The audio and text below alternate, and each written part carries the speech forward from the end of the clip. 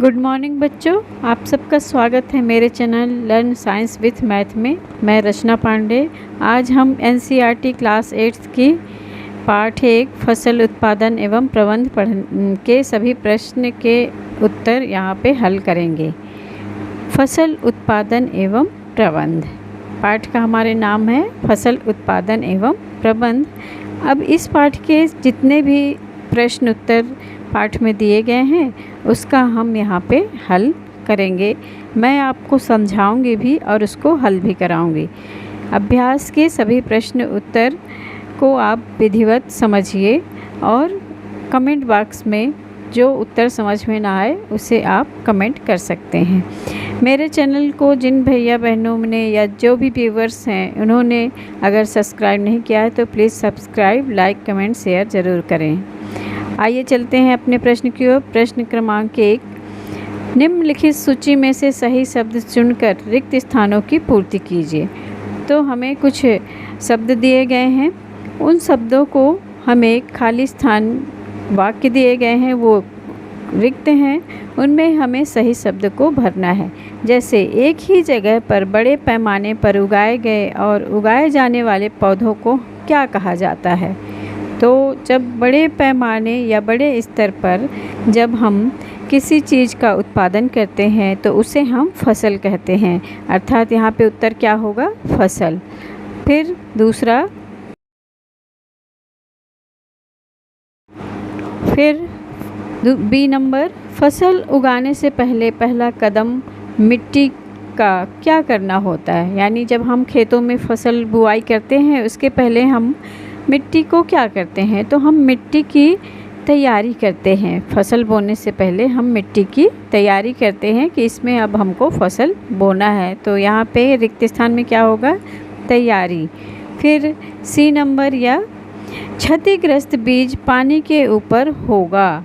यानी क्षतिग्रस्त जो बीज है यानी खराब बीज और अच्छे बीज में यही अंतर होता है कि खराब बीज जो होते हैं वो पानी में उनको अगर डाला जाता है तो वो तैरने लगते हैं, और अच्छे बीज जो हैं तो वज़न ज़्यादा होने की वजह से वह पानी में नीचे बैठ जाते हैं।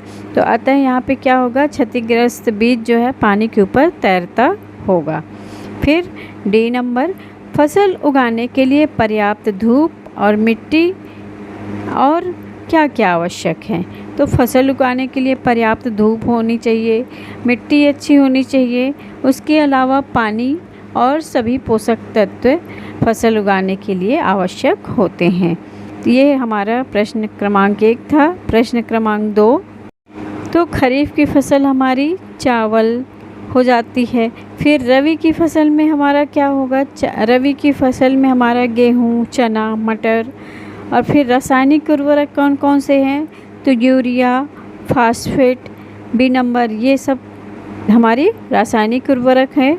फिर जैविक खाद, तो जैविक खाद कौन कौन सी है, तो पशु मलमूत्र, गाय का गोबर, मूत्र और पौधों के अपशिष्ट, ये हमारे क्या हैं, ये जैविक खाद होते हैं।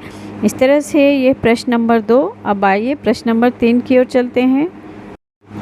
प्रश्न नंबर 3, प्रत्येक के दो दो उदाहरण दीजिए। खरीफ की फसल और रबी की फसल, इसके हमें दो दो उदाहरण देने हैं। तो खरीफ की फसल में धान और मक्का और रबी की फसल में गेहूं और चना।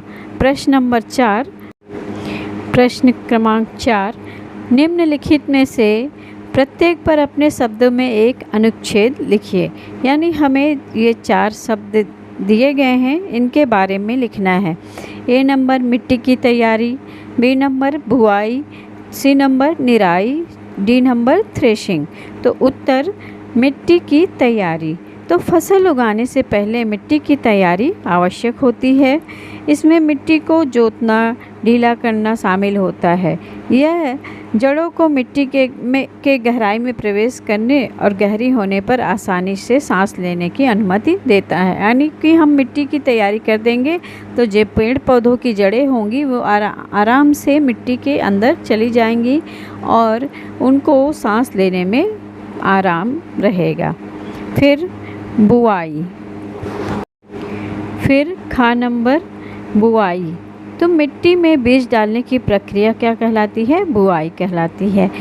पारंपरिक रूप से बीज बोने के लिए इस्तेमाल किया जाने वाला उपकरण फसल के आकार का होता है। आजकल ट्रैक्टर की सहायता से बुआई के लिए सीड ड्रिल का उपयोग किया जाता है। यह उपकरण उचित दूरी और गहराई पर समान रूप से बीज बोता है। अब नंबर निराई। कुछ अवांछित पौधे फसल के साथ उगाते हैं या उगते हैं और इन अवांछित पौधों को खरपतवार कहते हैं और इन अवांछित पौधों को हटाने की प्रक्रिया ही क्या कहलाती है? निराई कहलाती है। D number threshing. थ्रेशिंग क्या है? तो अनाज के बीजों को भूसे से अलग करने की प्रक्रिया को हम थ्रेशिंग कहते हैं। ठीक, अब अगले प्रश्न की ओर। प्रश्न नंबर 5, बताइए कि खाद और उर्वरक में क्या भिन्नता है या कैसे भिन्न है? तो उत्तर उर्वरक और खाद।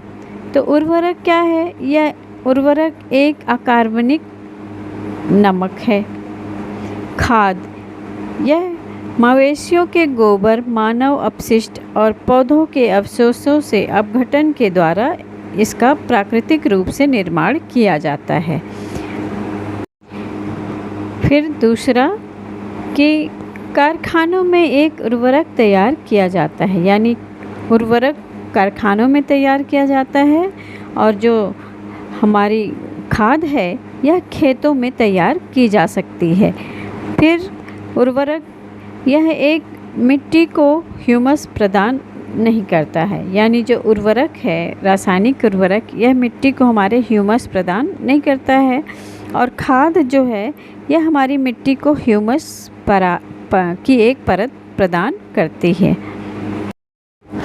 फिर अगला है कि इसमें अंतर कि उर्वरक पौधों के पोषक तत्वों जैसे नाइट्रोजन, फास्फोरस और पोटेशियम में बहुत समृद्ध है और जो खाद है यह पौधों के पोषक तत्वों में अपेक्षाकृत कम समृद्ध है, यानी खाद में इतनी ज़्यादा मात्रा में नाइट्रोजन, फास्फोरस और पोटेशियम नहीं पाए जाते हैं। इस तरह से खाद और उर्वरक में अंतर, किंतु हमारी खाद उर्वरक की अपेक्षा ज़्यादा अच्छी होती है।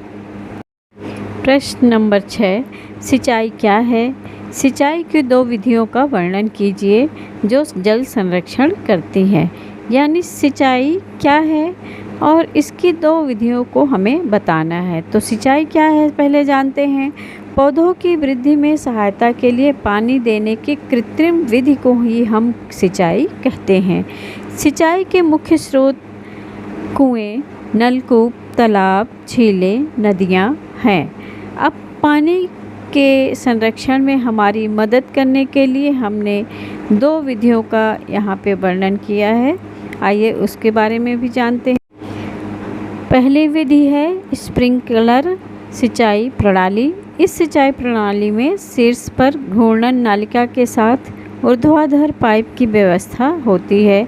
यह असमान और रेतीली भूमि में अधिक उपयोगी है जहाँ पर्याप्त पानी उपलब्ध नहीं होता है। यानी स्प्रिंकलर विधि का मतलब फव्वारे की तरह जो हम सिंचाई करते हैं, जैसे बारिश होती है उस तरह से हम फव्वारे की तरह सिंचाई करते हैं। तो यह सिंचाई की विधि उन जगहों पर ज़्यादा ज़रूरी होती है जहाँ की भूमि क्या होती है, असमतल यानी बराबर नहीं होती है और रेतीली होती है। ऐसी जगह पर ज़्यादा पानी की आवश्यकता होती है, इसलिए हम वहाँ फव्वारे विधि के द्वारा सिंचाई कर सकते हैं। दूसरी प्रणाली है ड्रिप सिंचाई प्रणाली। इस सिंचाई प्रणाली में बहुत छोटे छेद वाले पाइप या ट्यूब की व्यवस्था होती है जिसमें पौधों की जड़ों के आधार पर बूंद बूंद करके पानी दिया जाता है और यह बहुत ही कुशल है क्योंकि पानी बिल्कुल भी बर्बाद नहीं होता है। यानी इस विधि में हम ड्रिप प्रणाली विधि का मतलब है कि एक एक बूंद हम पेड़ों की जड़ों में पानी इस विधि से डालते हैं जिसके द्वारा पानी भी बर्बाद नहीं होता और पेड़ों की जड़ों तक पानी भी व्यवस्थित रूप से पहुंच जाता है।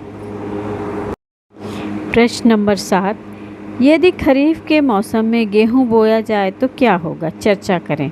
हमको ऐसा सोचना है कि अगर हम खरीफ के मौसम में गेहूँ बो दें तो क्या होगा? तो क्योंकि गेहूँ की फसल नवंबर दिसंबर से मार्च अप्रैल तक बोई जाती है और इसे सर्दियों में उगाया जाता है और इसके लिए कम पानी की आवश्यकता होती है। तो यदि हम खरीफ के सीजन में गेहूँ की फसल की बुआई करेंगे तो इसका उत्पादन काफ़ी कम होगा। इस वजह से हम गेहूँ का उत्पादन खरीफ की फसल के समय नहीं कर सकते हैं और ज़्यादा पानी की वजह से इसका उत्पादन बहुत कम होगा, क्योंकि गेहूं की फसल के लिए ज़्यादा पानी की आवश्यकता नहीं होती है। प्रश्न नंबर 8, समझाइए कि खेत में लगातार फसलें लगाने से मिट्टी कैसे प्रभावित होती है। तो क्योंकि जब हम उत्तर इसका है कि क्योंकि जब हम फसलों को निरंतर रोपण से मिट्टी के कुछ पोषक तत्वों में खराब हो जाती है। यानी जब हम बार बार खेतों में फसल लगाएंगे तो उसके सारे पोषक तत्व पेड़ पौधे ले लेते हैं, जिसकी वजह से मिट्टी में पोषक तत्व की कमी हो जाती है। तो धीरे धीरे हम लगातार अगर फसलों को उगाते रहे तो मिट्टी के पोषक तत्व कम हो जाएंगे और मिट्टी बंजर हो जाएगी और इसके पोषक तत्वों की पूर्ति के लिए हमें खाद या उर्वरक डालना चाहिए, नहीं तो मिट्टी के सारे पोषक तत्व समाप्त हो जाएंगे और धीरे धीरे मिट्टी हमारी क्या होती जाएगी? बंजर होती जाएगी। प्रश्न नंबर 9, खरपतवार क्या है? हम उन्हें कैसे नियंत्रित कर सकते हैं? तो उसका उत्तर है अवांछित पौधे जो फसल के साथ साथ प्राकृतिक रूप से उगते हैं खरपतवार कहलाते हैं। कई तरीकों को अपनाकर हम खरपतवारों की वृद्धि में नियंत्रण कर सकते हैं। निराई के द्वारा हम पारंपरिक तरीके से करते हैं और विभिन्न प्रकार के दवाइयों का छिड़काव भी करके हम खरपतवारों को नष्ट कर सकते हैं। फसलों की बुआई से पहले जुताई करके खरपतवारों को उखाड़ कर इनको समाप्त करने में हम मदद करते हैं। खरपतवारनाशी नामक रसायनों का उपयोग करके हम खरपतवारों को नियंत्रित कर सकते हैं। खरपतवारों को मारने के लिए खेती में खरपतवारनाशी का छिड़काव किया जाता है। इस तरह से खरपतवारनाशी का उपयोग करके हम खरपतवार को नष्ट कर सकते हैं। प्रश्न नंबर 10 कह रहा है कि यहाँ कुछ वाक्य दिए गए हैं, इनको हमें ऐसे व्यवस्थित करना है कि फसल को बोने से लेके खेत की तैयारी से लेके फसल के कटने तक और उससे चीनी तैयार होने तक का पूरा रेखा चित्र हमें तैयार करना है। तो यहाँ सब अव्यवस्थित दिया हुआ है, उसे हमें व्यवस्थित करके रेखा चित्र बनाना है। तो क्या करना है? सबसे पहले हम क्या करते हैं? मिट्टी तैयार करते हैं। फिर इसका दूसरा नंबर पे कौन सा आएगा? खेत की जुताई करते हैं। फिर खेत की जुताई करने के पश्चात हम बुआई करते हैं। बुआई करने के पश्चात हम क्या करेंगे? खाद देंगे। खाद देने के बाद सिंचाई करेंगे। सिंचाई के बाद जब हमारी फसल तैयार हो जाएगी तो कटाई करेंगे और कटाई करने के पश्चात उसको हम चीनी मिल में गन्ने को भेज देंगे। इस तरह से हम गन्ने की फसल की तैयार कर सकते हैं। प्रश्न नंबर 11, इसमें नीचे दिए गए संकेतों की सहायता से पहेली को पूरा करना है। तो ऊपर से नीचे वाक्य जो दिए गए हैं, सिंचाई का एक पारंपरिक तरीका, दूसरा बड़े पैमाने पर पालतू पशुओं की उचित देखभाल करना, तीसरा फसल जिन्हें वर्षा ऋतु में बोया जाता है और छठवां फसल पक जाने के बाद काटना। फिर बाईं से दाईं की ओर तो शीत ऋतु में उगाई जाने वाली फसलें। चौथा नंबर, एक ही किस्म के पौधे को बड़े पैमाने पर उगाए जाते हैं। पांचवा नंबर, रासायनिक पदार्थ जो पौधों को पोषक प्रदान करते हैं। और सातवें नंबर में खरपतवार हटाने की प्रक्रिया। तो ऊपर से नीचे 1 नंबर पे है सिंचाई का एक पारंपरिक तरीका। तो सिंचाई का एक पारंपरिक तरीका होता है रहट। तो क्या होगा यहाँ पे 1 नंबर में ऊपर से नीचे रहट होगा, और फिर एक ही नंबर में ऊपर दाएं से बाएं। तो शीत ऋतु में उगाई जाने वाली फसलें। तो शीत ऋतु में कौन सी फसल उगाई जाती है, उन फसलों को हम क्या कहते हैं? रबी की फसल।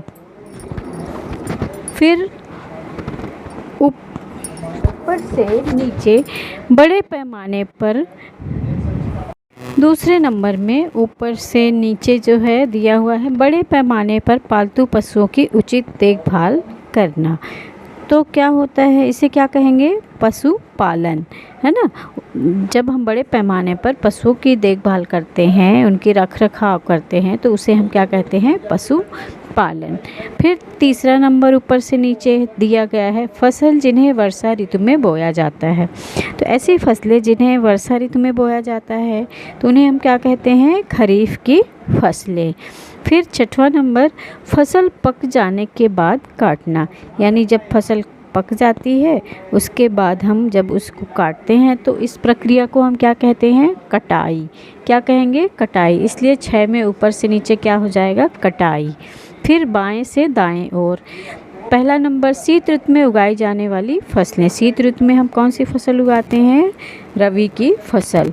फिर चौथे नंबर में एक ही किस्म के पौधे जो बड़े पैमाने पर उगाए जाते हैं, तो इसको हम क्या कहेंगे? फसल। ठीक।